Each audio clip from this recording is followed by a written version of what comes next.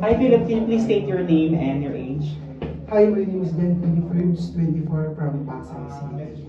Okay, so I understand that you're joining Ultimate King of the Runway. Ano yung preparations mo coming into this since knowing na night to night na yung finals night natin? Well, nag-focus po ako sa lahat. I did all my best. Preparation, physical, nag-training po ako. Tapos yan. Sana po mabubuha lahat yung pagod ko sa King of Runway 2024.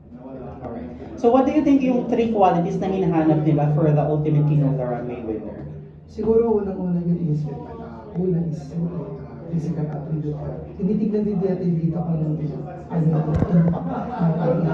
pagdating sa entablado.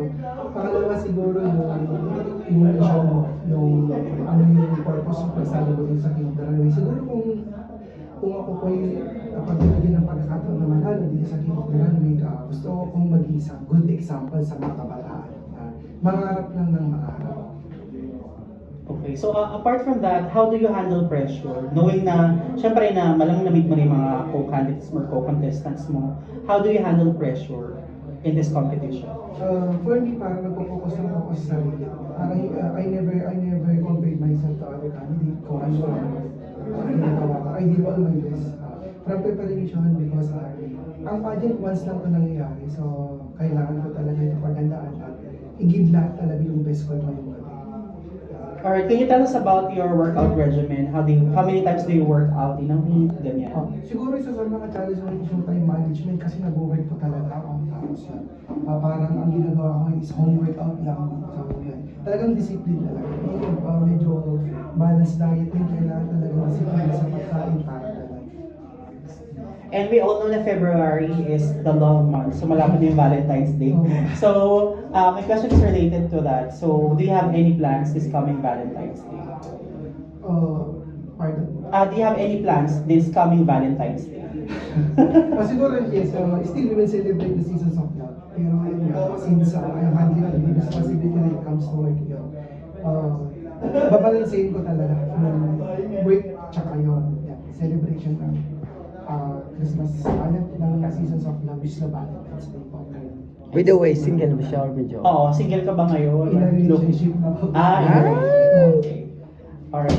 And my other question to you is, syempre sa mga gantong patimpalak, din may iwasan na may mga nagiging object kayo of, let's say, attention sa other people. So how do you, or may nangyari na bang part sa buhay mo wherein you receive an indecent proposal and how did you handle that, if ever?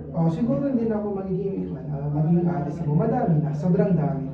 Sa Facebook, sa social media, ang dami nag-PPM sa akin. Pero yun nga lang, siyempre, ina-entertain ko pa rin sila in a nice way na maging friendly pa din. Kasi ang pangit naman pag hindi mo sila i-accommodate kasi baka sabihin nila, ito, siyempre, tayo model. So, dapat maging friendly pa din tayo sa mga tao na maski stranger. I-entertain pa din natin sila. Ano yung pinaka-worstiest na nabasa mo dun sa mga indecent proposals? If you don't mind. Oo, if you can answer that. If it's up to you kung i-answer mo siya or hindi. If you can go in detail, if okay lang sa'yo. Hindi, to be honest with you, money involved po talaga. Yun po yung sa social media. Money involved po siya talaga. Okay. So our last part of this conversation, this interview is, can you invite all of your supporters and followers to support you for tonight's contest? Ayan, hello guys, good evening. Sana po supportahan niyo po ako ngayong gabi. Pag magla-live to, sana po pag-pray niyo din kasi preparation ko na rin po to kasi magna-national na po talaga ako. Okay. So can we get to know more about that? May pageant in particular ka na ba na gustong salihan right after this contest? Siguro hindi na ako mamimili. Basta national siya. Basta national. Basta national. Alam ko na medyo pressure talaga kasi nagko-compete ako probinsya lang. Tapos sa Metro Manila hindi talaga. Sorry, what's your province nga? Baguio po. Baguio. Okay, so that's it. Thank you for this interview. Thank you for your time, Philip. Thank you. And good luck. Thank you.